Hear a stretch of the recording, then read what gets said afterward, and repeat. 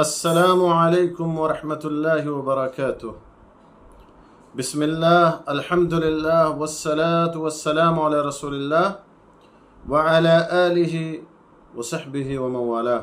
محترم ناظرین، حمد و صلات کے بعد آج کے اس لائیو درس میں جو باتیں میں آپ حضرات کے سامنے رکھنا چاہتا ہوں اللہ کی توفیق سے، وہ سب سے بڑے گناہ کے بارے میں کہ سب سے بڑا گناہ کون سا ہے، اور یہی سوال نبی صلی اللہ علیہ وسلم سے بھی پوچھا گیا تھا، تو آپ نے کس عمل کو سب سے بڑا گناہ قرار دیا؟ آئیے آج کے اس حدیث میں جو آپ کے سامنے ابھی پیش کی جائے گی، اس میں ان اعمال کو جاننے کی کوشش کرتے ہیں جن کے بارے میں نبی صلی اللہ علیہ وسلم نے فرمایا کہ سب سے بڑا گناہ۔ اس بات کا ذکر میرے دوستو متفق علیہ حدیث صحیح بخاری اور صحیح مسلم کے حوالے سے ایک حدیث ہے، اس حدیث میں آیا ہے جس کے راوی صحابی جلیل عبداللہ ابن مسعود رضی اللہ تعالیٰ عنہ، وہ کہتے ہیں کہ سألت النبی صلی اللہ علیہ وسلم ای الذنب اعظم عند اللہ، کہتے ہیں کہ میں نے نبی صلی اللہ علیہ وسلم سے پوچھا کہ اللہ کے نزدیک سب سے بڑا گناہ کون سا ہے؟ تو آپ صلی اللہ علیہ وسلم نے کیا فرمایا؟ آپ صلی اللہ علیہ وسلم نے فرمایا کہ ان تجعل للہ ندا وهو خلقک، کہ سب سے بڑا گناہ یہ ہے کہ تم اللہ کے ساتھ شریک بناؤ حالانکہ اس نے تمہیں پیدا کیا۔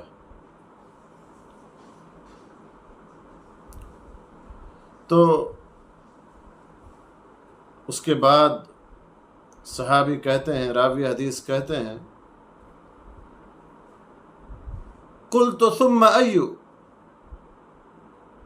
کہ میں نے پوچھا کہ اس کے بعد کون سا گناہ سب سے بڑا ہے؟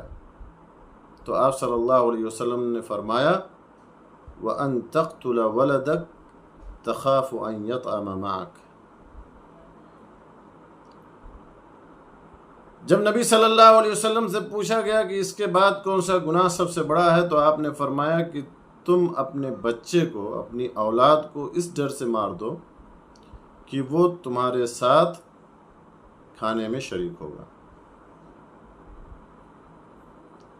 تو یہ دوسرا سب سے بڑا گناہ جس کا ذکر آپ صلی اللہ علیہ وسلم نے اس حدیث میں کیا۔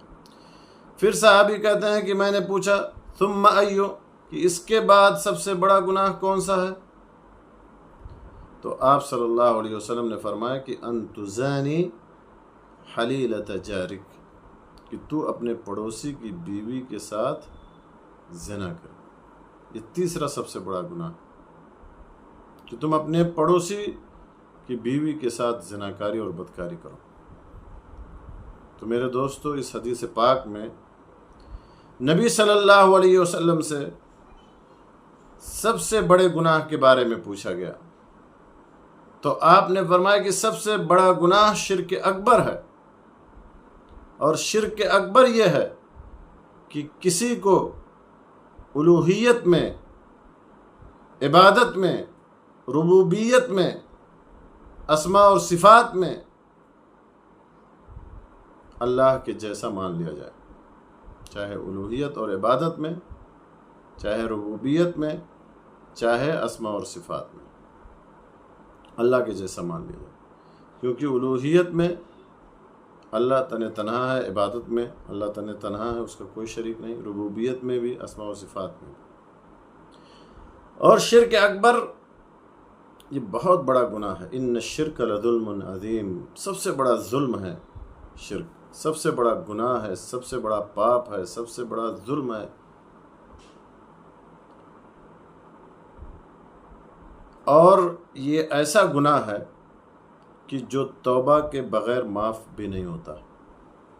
اگر انسان یہ گناہ کرتے ہوئے مر جائے تو ہمیشہ جہنم میں رہے گا، ہمیشہ جہنم میں رہے گا، اللہ تعالیٰ اسے معاف نہیں کرے گا۔ ان اللہ لا یغفر ان یشرک بہ ویغفر ما دون ذلک لمن یشاء ومن یشرک باللہ فقد حرم اللہ علیہ الجنہ ومأواہ النار۔ اللہ نے جنت کو اس پہ حرام کر دیا، اس کا ٹھکانہ جہنم ہے۔ اس کے بعد دوسرا بڑا گناہ اپنی اولاد کو اس ڈر سے مار ڈالنا ہے کہ وہ ساتھ میں آپ کے کھائے گی، آپ کی اولاد آپ کے ساتھ میں کھانا کھائے گی۔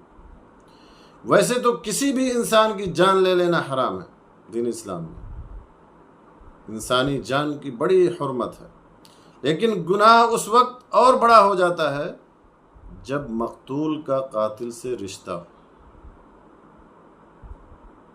اور یہ رشتہ جب باپ بیٹے کا رشتہ ہو تو اور زیادہ بڑا ہو جاتا ہے گناہ، اور گناہ اس وقت اور بھی بڑا ہو جاتا ہے جب قتل کے پیچھے یہ ڈر چھپا ہوا ہو کہ مقتول اللہ کی دی ہوئی روزی کھانے میں قاتل کے ساتھ شریک ہو جائے گا۔